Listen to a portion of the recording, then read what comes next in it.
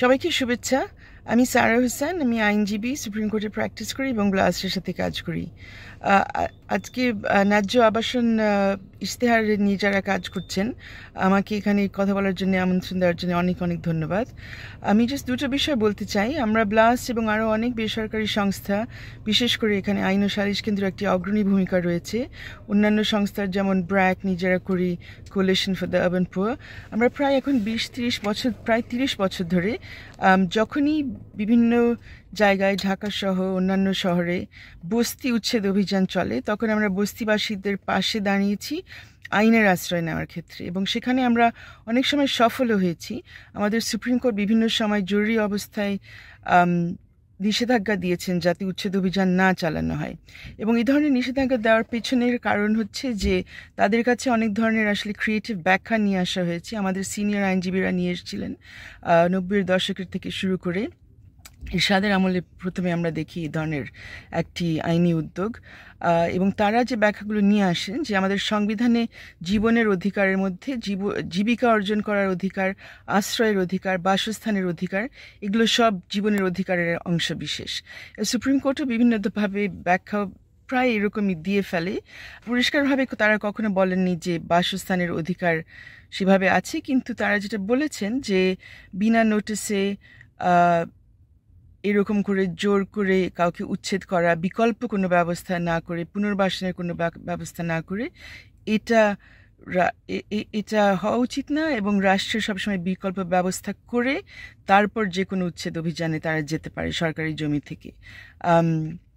এবং আরেকটি বড় স্বীকৃতি আমরা বারবার সুপ্রিম কোর্টে যাওয়াতে আমরা পেয়েছি যে সুপ্রিম কোর্ট কিন্তু বিভিন্ন সময় বলেছেন যে আমরা দেখেছি বিভিন্ন সরকারের আমলে একটি বিষয় তোলা হয়েছে যে বস্তিবাসীদেরকে অপরাধীর হিসেবে আখ্যায়িত করা হয়েছে সব সময়, এবং এই একটা এমন একটা ধারণা রাষ্ট্রপক্ষে যারা ওকালতি করেছে বিভিন্ন সরকারের আমলে 15 বছর ধরে এবং তারও আগে 20 বছর ধরে, 30 বছর ধরে এই কথাগুলো আমরা শুনে এসেছি, যেই ক্ষমতায় থাকুক না কেন, যে বস্তিবাসীদের এখানে থাকার কোনো অধিকার তো নেই, দ্বিতীয়ত তারা অপরাধী, এবং তৃতীয়ত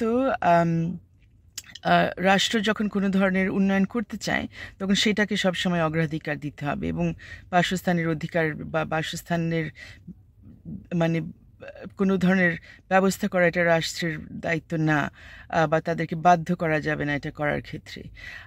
কিন্তু কোর্টের এই অবস্থান তারা নিলেও আমরা দেখেছি পাশাপাশি বিভিন্ন মোটামুটি প্রগতিশীল বাসস্থানের নীতি কিন্তু তৈরি হয়েছে, হাউজিং পলিসিগুলো তৈরি হয়েছে। 90-এর দশকে আমরা দেখেছিলাম বিএনপির আমলে একটা হয়েছে, রিসেন্টলি আওয়ামী লীগের আমলে এরকম একটা পলিসি হয়েছে, আরও ওটা আরও প্রোগ্রেসিভলি ইমপ্রুভ হয়েছে, কিন্তু এখন পর্যন্ত যেটা আমরা দেখিনি যে আইনি কাঠামোর মধ্যে কোনো পরিবর্তন আনতে যে কেউ উদ্যোগ নেবে। সো এই বিষয়টা মনে হচ্ছে খুবই গুরুত্বপূর্ণ। আপনারা এখন যদি আগামী 2 দিন যে আলোচনায় বসবেন, আশা করছি যে আপনারা একদিকে অবশ্যই সংবিধানের বিষয়ে আপনারা কিছু সুপারিশ নিয়ে আসতে পারেন, যে ব্যাখ্যাগুলো আমরা সুপ্রিম কোর্ট থেকে পেয়েছি ওইগুলোর আলোকেই যদি এখন বাসস্থানের অধিকারকে অধিকার হিসেবে চিহ্নিত করা যায়, মৌলিক অধিকার অধ্যায়ের মধ্যে এটা অন্তর্ভুক্ত করা যায়, এটা খুব বড় একটি অর্জন হবে।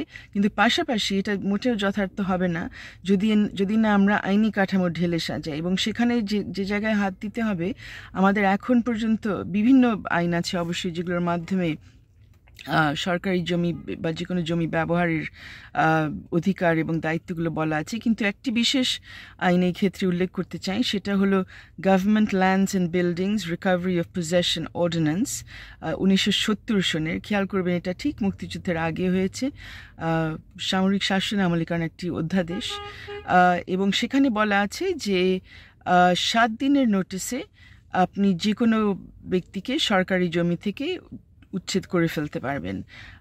শুধু নোটিশটা বাধ্যতামূলক, আর কিছু সেখানে বলা নেই, এবং কোনো পুনর্বাসনের ব্যবস্থা আজ অবধি আমরা কোনো আইনে দেখি নাই যে উচ্ছেদকৃত ব্যক্তিকে আইনত কোথাও রিসেটল করতে হবে, যদিও পলিসিতে অনেক কিছু বলা আছে।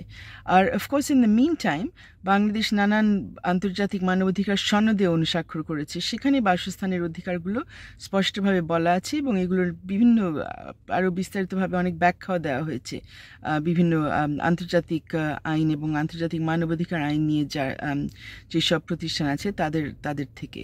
তো আশা করছি এই বিষয়গুলো আপনারা আমলে নেবেন এবং শুধু সংশোধনীর সুপারিশ এবং পাশাপাশি আইনি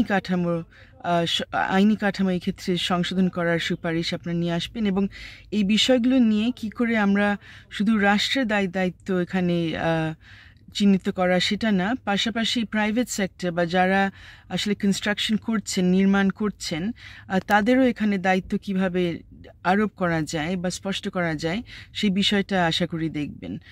আপনাদের আবারও ধন্যবাদ এই সুযোগটা দেওয়ার জন্যে। আশা করছি আগামী 2 দিনের এই ন্যায্য আবাসন ইশতেহারের যে আলোচনাগুলো হবে এগুলো সফল হবে। অনেক ধন্যবাদ।